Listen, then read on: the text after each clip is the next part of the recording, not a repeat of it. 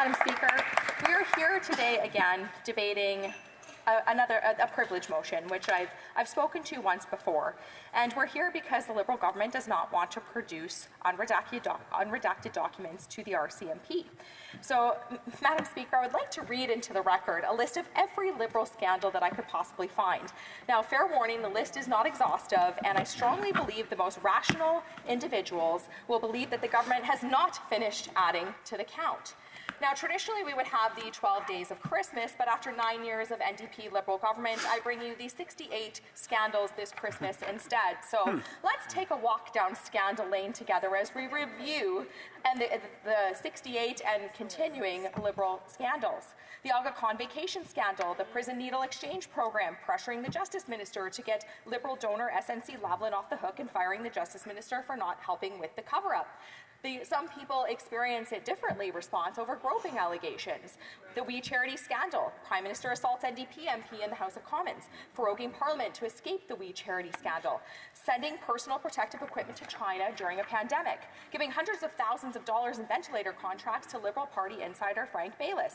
Fake charges against Mark Norman. Rampant sexual assault in the military. Illegally invoking the Emergencies Act. Fabricating why the Emergencies Act was invoked. The Public Health Agency of Canada found committing contempt of Parliament in the Winnipeg lab document scandal. The Public Health Agency tracking scandal. Trampling Canadians with horses. Seizing Canadians' bank accounts. Rampant abuse of staff in the Prime Minister-appointed Governor-General's office. The Governor-General wasting over $100,000 to throw private jet parties. Liberal connections with illegal casino magnates. Vaccine delays and unwarranted vaccine mandates. Dressing up in racist costumes on an official trip to India. Dressing up in racist blackface costumes at least 3 times over 11 years. But, you know, the Prime Minister is, this number is how many times the Prime Minister can remember.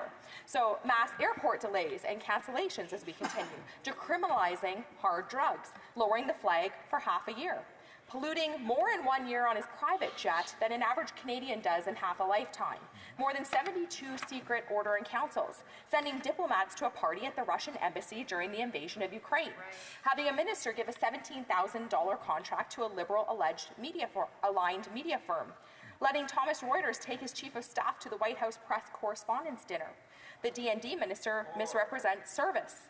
Trying to get unwarranted border searches of electronics. Restricting online free speech, spending $11 million to renovate the Prime Minister's cottage, raising the carbon tax during an energy crisis and ignoring racist laws in Quebec, misinforming Canadians about electoral reform, skipping the first Truth and Reconciliation Day to go surfing in Tofino, eliminating mandatory minimums for gun offences while going after law-abiding firearms owners, the Prime Minister flying in his private jet to climate conferences, the Prime Minister partying in Scotland maskless while Canadians were still under lockdowns, failed reforms in the ATIP system, awarding contracts to government employees without proper bids, like in GC Strategies, the ArriveCan or ArriveScam app, the $8 million barn built at Harrington Lake, Jamaica vacation that cost Canadian taxpayers at least $162,000, Liberal cover-ups of foreign interference with the family friend rapporteur, Liberals not naming foreign threats, Bernardo and Magnotta prison transfers, having a known compromised MP on the Liberal benches, the Speaker's Nazi scandal, the waiting to designate the IRGC as a terrorist group, skyrocketing debt, skyrocketing inflation, skyrocketing addictions, skyrocketing overdose deaths, the other Randy, incompetent mismanagement of CERB, failing promises on Senate reform, anti-Semitic human rights chair, ECCC politicizing the Jasper wildfire response, $9 million penthouse for Tom Clark, illegal plastics ban, the Green Slush Fund, SDTC, while we're here today, CBC bonuses, the CBC CEO's travel to Paris, immigration crisis, pulling away refunds from farmers for unnecessary fertilizer tariffs and then charging them interest. The Minister of the Environment awarding funding to his own company. India's criminal activity, announcing and then redacting. Finding out that there was no other Randy. $6.5 billion was spent in a shallow attempt to buy votes. And there's more to come, I'm sure. So that's over 68 scandals in 9 years. Wow. So meanwhile, Madam Speaker, Canadians are struggling to eat, to heat and house themselves. And after 9 years of this NDP-Liberal government and their heavy-handed carbon tax, that's what's happening in Canada. The government has a pattern of giving its friends hundreds of millions of dollars, taxpayer dollars, while shirking responsibility for all they have done to destroy Canadians' livelihoods. In fact, McKinsey and Company, the consultants that are being sued for hard drugs to Canadians, have been awarded $200 million in contracts since 2015. And where most of the time the Prime Minister's WEF buddy Dominic Barton led the board of directors, only to run off when the drug market got too hot for him. But don't worry, Speaker, not only has the Prime Minister failed to hold Dominic Barton accountable for contributing to one of Canada's greatest calamities of the NDP-Liberals since they formed government, nope, he was given a position in government as the Canadian ambassador to the People's Republic of China, of all things. Of course. With drug-related overdose deaths increasing 400% after his legalization experiment and becoming the #1 cause of death for teenagers. Do you think that a big promotion and a paycheck for another Liberal insider was worth the tax dollars? I think most Canadians, in fact all Canadians, would say no. Let's go back over the McKinsey contracts to let Canadians know about how their $200 million was spent. The Auditor General report cites 90% of their contracts did not have the appropriate guidelines. It wasn't even clear what the purpose of the contract was or if the desired outcome was achieved. With 70% of contracts being non-competitive and sole sourced directly to McKinsey, without a single attempt to explain why a non-competitive process was justified. McKinsey even raised a statement of work to skirt the Canada Border Services Agency after their initial statement didn't qualify. So, Speaker, this is not how we manage a free, fair, and democratic society. The calamity will take years, if not decades, to recover from and restore public trust.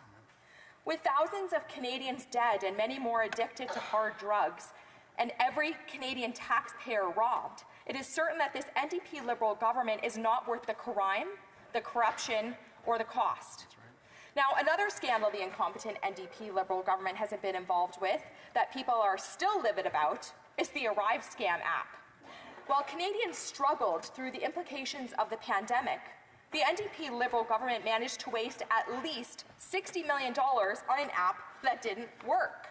The app was originally designed for declaring customs in advance, but the only thing that the app completed was enriching a shady two-man IT company that had ties to senior Liberal politicians.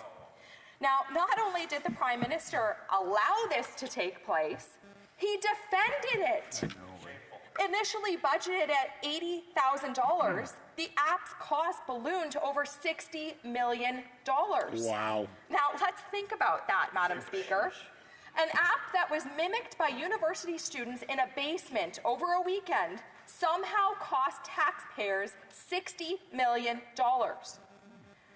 The Auditor General not only reported that the ArriveCan cost around $60 million, but admitted that the exact cost was impossible to calculate due to the CBSA's poor record keeping. The CBSA also reported that $12.2 million of the $60 million could be unrelated to the app. So where did this money go, Speaker? Well, to Liberal insiders. What a surprise. While Canadians are struggling, the NDP-Liberal government have put their own interests ahead of Canada, hidden the truth rather than face accountability, and wasted taxpayer dollars on pipe dreams and vanity projects while Canadian families struggle. The report also states that GC Strategies was paid up to $19 million when the original cost was $9 million. GC Strategies was handed a non-competitive contract despite there being no record of a request or even a proposal. For an app that cost $60 million, it did not work at all. The app's failure actually led to 10,000 Canadians being quarantined despite doing everything right. Canadians deserve to know where their taxpayer dollars are going and why their money is going to waste. Right. While Canadians did their best to stay healthy and safe, the Liberals spent their money around programs that didn't work to line their elite friends' pockets. Canadians are paying the price, not only in higher taxes and rising costs, but also in blatant corruption that has affected the very top of this Liberal government. You would think that they had learned a lesson from this, but alas, no. So, Speaker, let's take a look at another ethics scandal involving one of Canada's now most notorious ministers, the now unemployed Minister of Employment. It has come to light that he maintained ties to a lobbyist who secured a staggering $110 million in federal contracts. But that's not all. The minister himself was a director of a company that raked in an additional $8 million in government contracts. Speaker, this isn't just mismanagement, it's deceit. It's been reported that the minister tried to conceal payments he was receiving from his own lobbying firm while the same firm was lobbying his own ministry. But, I can't believe it, but it gets worse. Text messages from the minister's business partner showing that Kate's been a bit late this week. I suspect there's been a lot of... sense. Yeah. even while serving as minister. I think it was Emily that. And what's his excuse? He claims it was just another Randy. Speaker, Canadians deserve better than this. They deserve better than this flimsy excuse from a senior cabinet minister. We have learned that this same business allegedly claimed to be Indigenous-owned, despite the minister repeatedly stating that he is not Indigenous. Speaker, this is a clear pattern with this Liberal government, lining their own pockets while Canadians struggle to make ends meet. The cost of living is skyrocketing, and families are forced to make very tough choices, yet Liberal ministers seem more concerned with enriching themselves. An affidavit filed last week claims that a company co-founded by the former minister and his partner took a Cheryl Gallant's questions too. Oh my God. Oh. supposed to cut ties with this company after his re-election in 2021, it's clear that he continued to co-own and benefit from it. Canadians are tired of the lies, the cover-ups, and the complete disregard for ethical standards. Canadians deserve accountability. How much money did they take from hardworking taxpayers? And did he defraud Indigenous people by falsely claiming an Indigenous identity? It is not enough that he lost his job and his company is barred from receiving federal contracts for 90 days. That's a slap on the wrist for this level of corruption and indecency. Speaker, Canadians deserve a government that is transparent, accountable, and focused on serving the people, not serving themselves. It's time for a common-sense Conservative government to restore trust, integrity, and fiscal responsibility in Ottawa. If what I have said is not enough to make you agree, let's unpack a few more things that have happened recently. The Liberal government placed a massive tariff on fertilizer coming from Russia when the invasion of Ukraine began. And most of the fertilizer that's used in Ontario and Quebec comes from Russia. Farmers pre-ordered and prepaid months in advance for what they required for the spring planting. Now, such a sudden change drove prices through the roof and helped contribute to the inflation on food prices that Canadians still suffer from. I have the Honourable Minister has a point of order. Thank you, Madam Speaker. I request that the ordinary hour of daily adjournment of the next sitting be midnight, pursuant to order made Wednesday, February 28, 2024. Pursuant to order made on Wednesday, February 28th, the Minister's request to extend the said sitting is deemed adopted.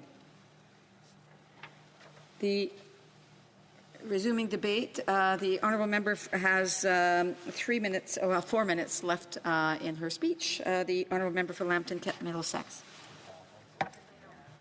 But even they had second thoughts about this slapdash tax and its impact and issued a partial refund.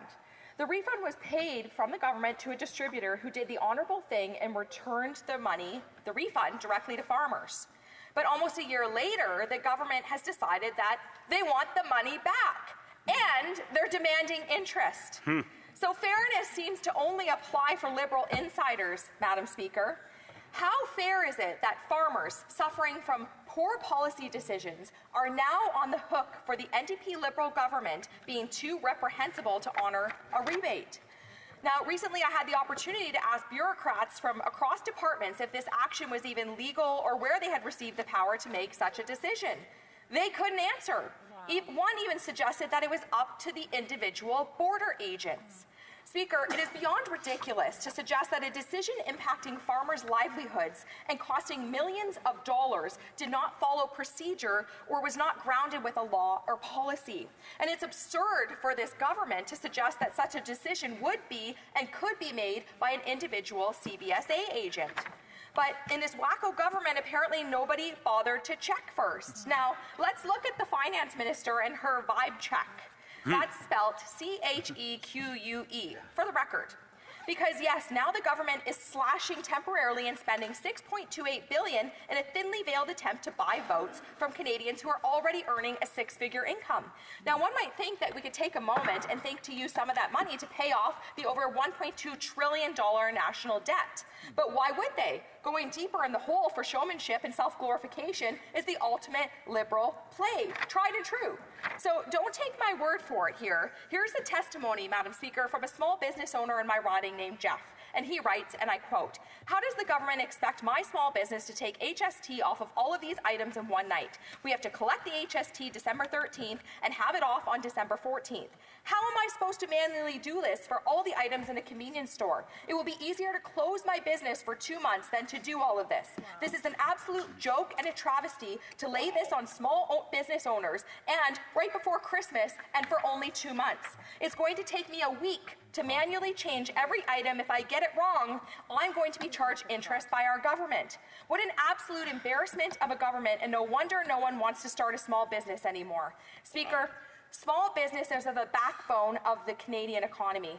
And when I'm speaking with Canadians, is that from farms to convenience stores, everything the NDP-backed Liberal government is doing is set to destroy them.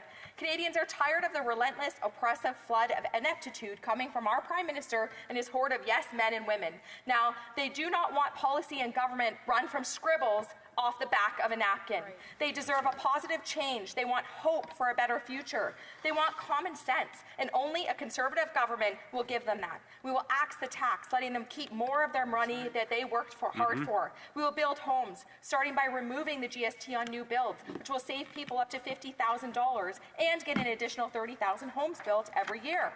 We will fix the budget, beginning with a dollar-for-dollar rule to curb excessive government spending. And we will stop the crime by repealing the broken catch-and-release bail policies that are endangering our lives. So I plead with the Liberal government to hand over the unredacted documents to the RCMP. Let them do the investigation. Let's get Parliament going here. Canadians deserve accountability and transparency from this Liberal government, and they want it today. Thank you, Madam Speaker. Well done, Leanne. Question?